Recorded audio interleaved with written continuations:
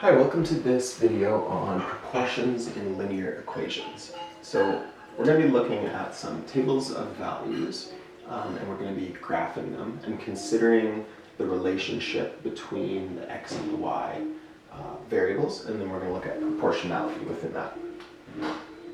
So we'll start with this set A here, and just before we even graph it, it's pretty obvious if you look at this that these numbers are proportional, that x and y form a proportional relationship to each other. Take, for example, here, 1 to 4 is the same as 2 to 8, the same as 3 to 12. We note that as one of these increases by 1, the other one increases by 4, that relationship continues to be true. But I mean, even just looking at the numbers themselves, they are clearly proportional to each other. And so when we go ahead and graph this is going to give us, I'm just saying that my scale is a little shrunk. That's going to give us this linear relationship. It's pretty clear to see that there's a linear relationship here that is proportional. Notice, for example, that when we go from x is equal to 1 with y equal to 4 to this point here, which is x is equal to 2 and now y is 8. We just consider this geometrically for a moment. We have this 1. This is a distance of 1 from 1 to 2. This forms a distance of 1.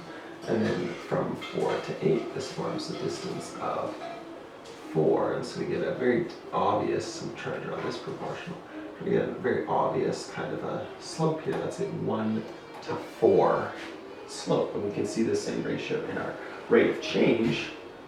But we can also just clearly see it between the numbers. This is a 1 to 4 ratio that forms a linear pattern. So that's obviously proportional. So now let's look at this example. This example at first, it appears to be not proportional, right? If I just go and take the pairs of coordinates and I say divide 2 divided by 8, that's an obvious one. That gives me 0.25. And I take 1 divided by 3, also obvious. This gives me 0.3 repeating. So these are not ratios that seem to be proportionate. The values themselves are not proportionate to each other.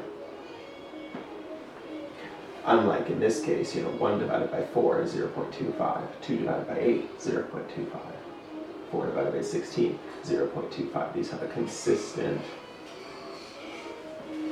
relationship. These do not. So you might think right away this isn't proportionate. And at x and y, this list of ordered pairs, the relationship between the ordered pairs is not proportionate. But going from 0 to 1, the increase of 1, and going from -2 to 3, this is an increase of +5. This is an increase of +1. If we continue that, well, from 1 to 2, we go up by 1, and from 3 to 8, we also go up by 5. From 8, we continue, we go up by 5 again. It seems that this is, at all times, increasing by 5 every time that this increases by 1. So there's a proportionality here, and then the proportionality exists in the rate of change of the two pairs of variables. So if we graph this relationship at 0, -2, somewhere like there, and 1 and 3, somewhere there, my scale's again not great, 2 and 8, we'll have grid paper so you can do a better job, 3 and 13, over like here, and 4 and 18, somewhere like there. We can dip back into the negatives at -1, we're at -7, and that's somewhere in here. So we get, nevertheless, a linear equation, and this linear equation has a proportionate rate of change. So take, for example, the change from, in this case, 1 to 2. So we'll take the same change, and we are going a distance of 1 forward, and we're going a total distance of 5 upward. Right? So going from 1 to 2, 3 to 8 is an increase of 5. So this has a 5 to 1 proportional relationship in terms of the rate of change.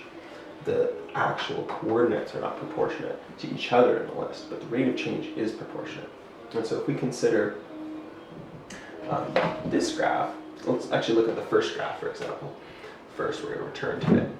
We're going to remove this slope change for a second.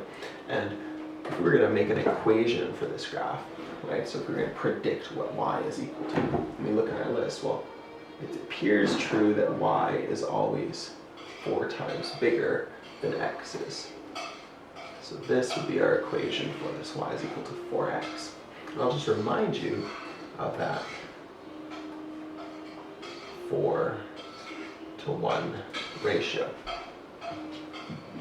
We say that this, the delta x here changes by 1, and we say that the delta y here changes by 4. This is a 1 to 4 ratio, delta y to delta x. Delta means change. So here you see this 4 to 1 ratio, and that's where it exists in the equation, is as what we call a coefficient. Right? This is a coefficient. And it's also called a slope. And you might be able to call it a proportion or something like that. Okay, if we look at this equation, and we maybe use the same rule, and we look at our delta y over our delta x, our change in our y compared to our change in x. Y changes by 5 when x changes by 1. So this is a 5 to 1 ratio.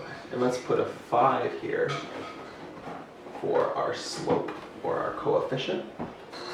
Let's get rid of that and do this. But this isn't right, is it? Because y does not equal 5x. If I put 2 in for x, then 5 times 2 gives me 10, not 8. So my y seems to be lower by a little bit. Even notice if I put 0 in here, 5 times 0, well, this whole thing disappears and goes to 0. So if I consider 5 times 0, and that equals 0. So when x is equal to 0, this predicts y should be 0, but it's not. It's minus 2. It's 2 lower. So that would suggest that y has been adjusted by 2. So 5x is proportional. So this part is proportional. There's a proportion to y. Okay? This part is not. This part of an equation is not. That's a constant, is what that part of the equation is. So this is all of grade 8 algebra, right? It's graphing linear equations. And the idea here, of course, is that linear equations are just descriptions of proportional patterns, patterns with some proportional element to them. And then in some cases with some kind of an offset or an adjustment, like a -2 in this case. So you can do some practice. You can graph some tables of values. You can look to see if they're proportionate, because not all tables of values are going to be proportionate. You can see if you can match to an equation or build an equation from your various tables of values. And ultimately just practice sort of the combination of algebra and algebraic thinking along with proportions and proportional thinking. Okay, see you in the next video.